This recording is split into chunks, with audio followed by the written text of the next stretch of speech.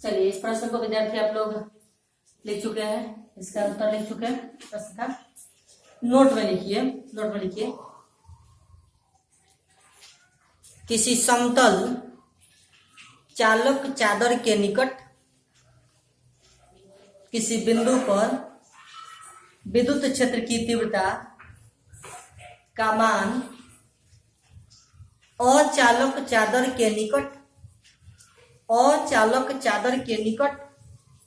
किसी बिंदु पर विद्युत क्षेत्र की तीव्रता का दुगुना होता है। विद्युत क्षेत्र की तीव्रता का दुगुना होता है। लिख चुके?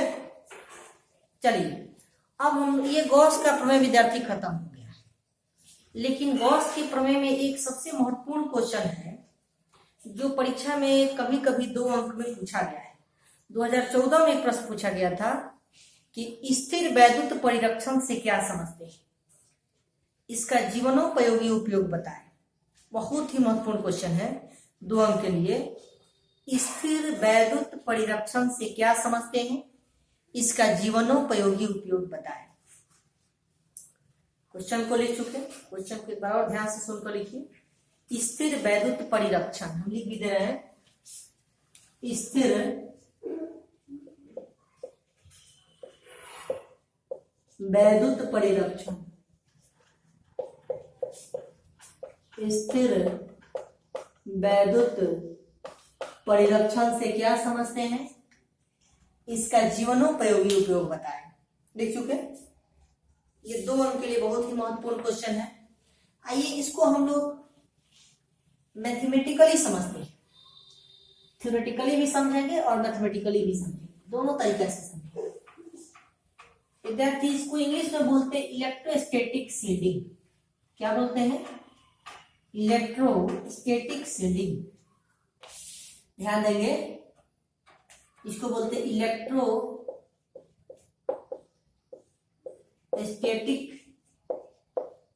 शील्डिंग। इंग्लिश को भी नोट करेंगे, इलेक्ट्रोस्टैटिक शील्डिंग। ये होता क्या है? जैसे सपोज कीजिए कि ये कोई निश्चित क्षेत्र है, निश्चित एरिया है। इस निश्चित एरिया, ये घिरा हुआ क्षेत्र है। कैसा क्षेत्र है? घिरा हुआ क्षेत्र।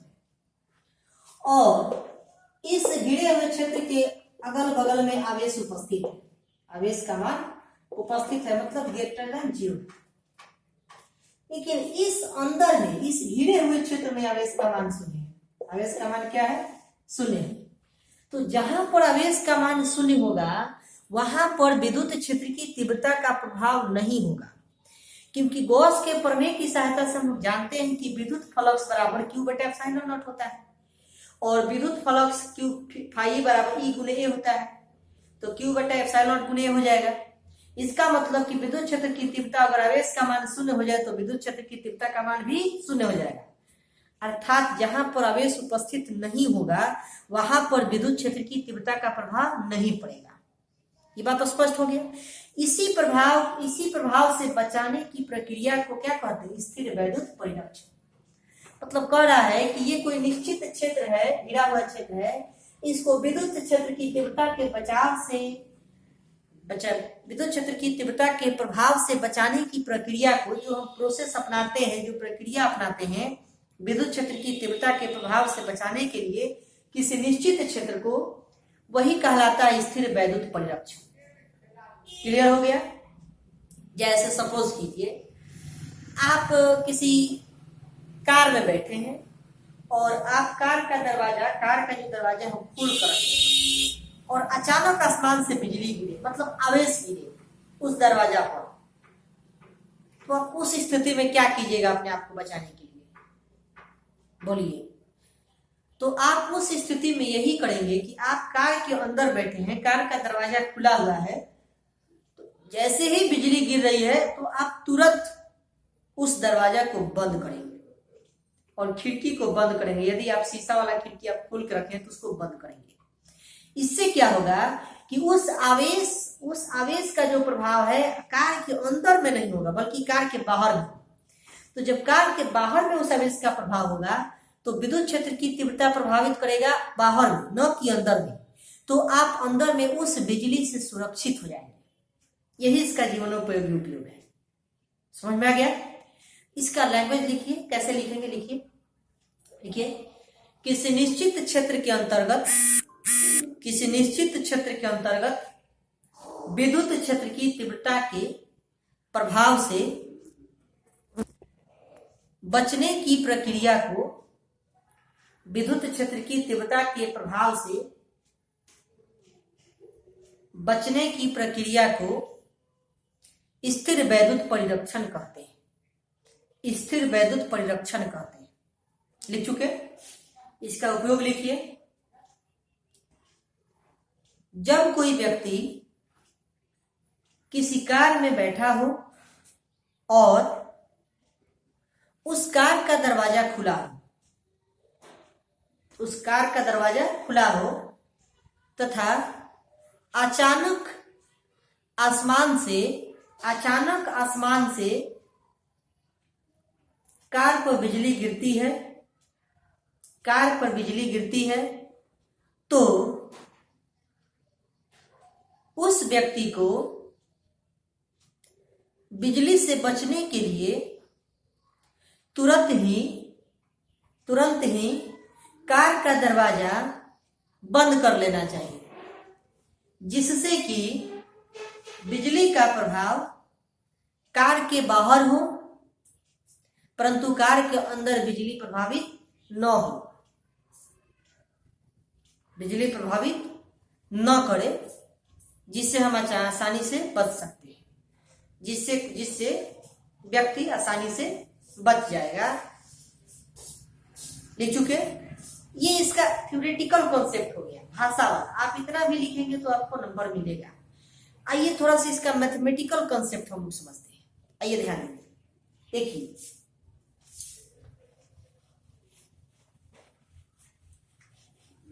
जैसे सपोज कीजिए कि ये कोई बंद सतह है। सपोज कीजिए ये कोई बंद सतह है, ठीक है, और इसके अंदर से हम एक कैविटी काट रहे हैं।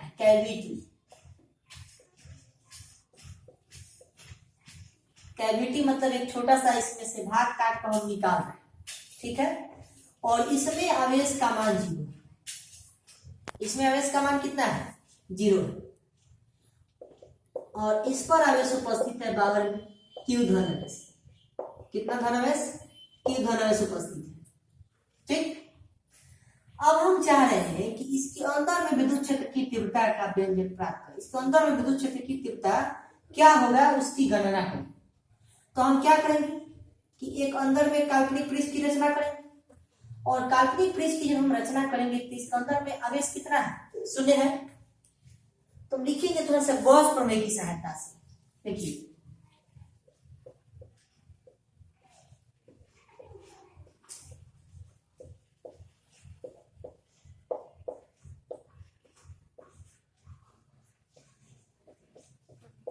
गॉस प्रमेय की सहायता से क्या कहता है गॉस प्रमेय?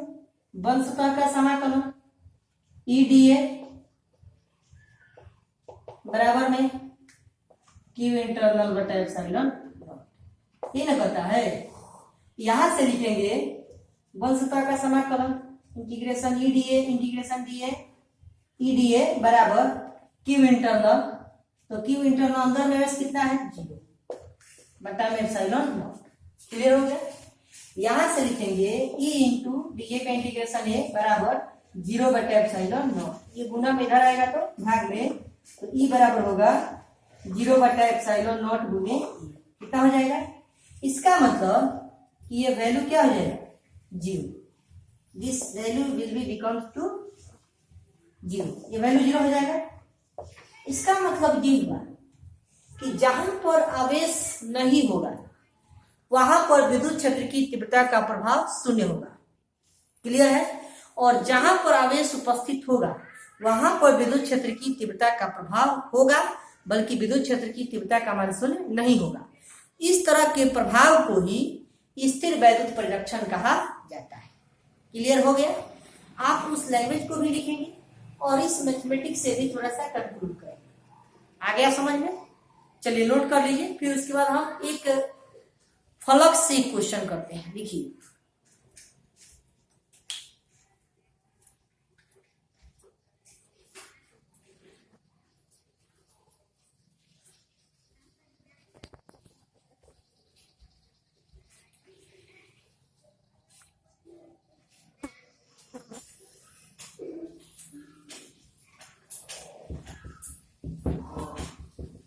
लिख चुके हैं। चलिए आइए हम लोग प्रश्न की तरफ बढ़ते हैं। थोड़ा सा ऑब्जेक्टिव प्रश्न एक बोर्ड में पूछा गया था, काफी इंपॉर्टेंट प्रश्न, इसको कई बार बोर्ड में पूछा गया है। लिखिए क्वेश्चन को, लिखिए तो, एक गोले पर आवेश 10 माइक्रोकूलम है। एक गोले पर आवेश 10 माइक्रोकूलम है, तो उस गोले से गुजरने वाले फ्लक्स का मान ज्ञात करें। तो उस गोले से गुजरने वाले विद्युत फ्लक्स का मान ज्ञात करें। तो उस गोले से गुजरने वाले विद्युत फ्लक्स का मान ज्ञात करें। लिख चुके? ये प्रश्न बोर्ड में पूछा गया था। आइए ध्यान देते हैं कैसे इस प्रश्न को बनाएंगे। ऑब्जेक्टिव प्रश्न देखिए, कह रहा है विद्यार्थी कि एक गोला है, मान लेते हैं इस गोला की त्रिज्या है, सपोज कीजिए, इस पर आवेश का मान दिया गया Q बराबर 10 माइक्रोकूलम। 10 माइक्रोकूलम दिया गया। इस गोले पर आवेश का मान कितना है? 10 माइक्रोकूलम। इसको आप कूलम में बदल दीजिए। कूलम बदलिएगा तो ऐसा होगा 10 गुने 10 के पावर -6 कूलम। कितना हो जाएगा? माइक्रोकूलम कूलम बदलने की 10 के पावर 6 से गुना करते हैं। अब क्या है? विद्युत फ्लक्स। तो हम जानते हैं कि चूंकि विद्युत फ्लक्स बराबर होता है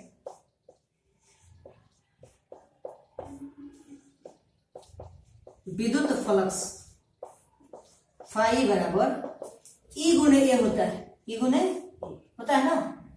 और हम ये भी जानते हैं कि ई बराबर होता है Q बटा 4 पाई एप्सिलॉन नॉट इंटू में आर स्क्वायर। इंटू में ए बराबर होता है गोला का क्षेत्रफल। किसका क्षेत्रफल लिखेंगे? क्योंकि गोला है तो गोला का क्षेत्रफल। इसमें कोई दिक्कत नहीं। अब देखिए, यहां से देखिए तो लिखेंगे Q बटा 4 पाई एप्सिलॉन नॉट इंटू में आर स्क्वायर इंटू में गोला का क्षेत्रफल 4 पाई आर स्क्वायर। विद्यार्थी इस आर स्क्वायर से आर स्क्वायर को कटा दीजिए। अब तो ऐसा इसको क्यों नहीं कटा रहे? 4 पाई को ये 1 बटा 4 पाई एप्सिलॉन का वैल्यू होता है 9 गुने 10 के पावर 9 न्यूटन मीटर स्क्वायर प्रति कूलम स्क्वायर, इसीलिए नहीं कटा रहे। समझ में आ गया? अब लिखेंगे इसीलिए फाई बराबर, ध्यान देंगे, फाई बराबर लिखेंगे Q का मान, आवेश का मान है 10 गुने 10 के पावर -6 कूलम, ये है। और 1 बटा 4 पाई, यहाँ कुछ नहीं तो 1 है, तो 1 बटा 4 पाई एप्सिलॉन नॉट का वैल्यू होता है 9 गुने 10 के पावर 9 न्यूटन मीटर स्क्वायर प्रति कूलम स्क्वायर। और इंटू में था 4 पाई, सब गुना में है, टोटल वैल्यू गुना में है 4 पाई होगा ना। देखिए ये वाला 1 कूलम से 1 कूलम कट जाएगा, कट जाएगा। अब देखिए, अब विद्यार्थी देखिए, ये 9 4 पाई है ना, 4 पाई, तो 9 में 4 से गुना कीजिए तो 36 होगा। तो लिखेंगे 36 पाई इंटू, देखिएगा 10 के पावर 9 को मिला के 10 होगा, 10 में से 6 गया 4 होगा, तो 10 के पावर +4 क्या? न्यूटन मीटर स्क्वायर प्रति कूलम। ये विद्युत फ्लक्स का वैल्यू। ये ऑब्जेक्टिव में प्रश्न आया हुआ था, कई बार बोर्ड में लगातार पूछ रहा है। इधर आप लोग इसको ध्यान में रखेंगे। कुछ बच्चे तो इसका आंसर ही रट जाते हैं, यही आएगा।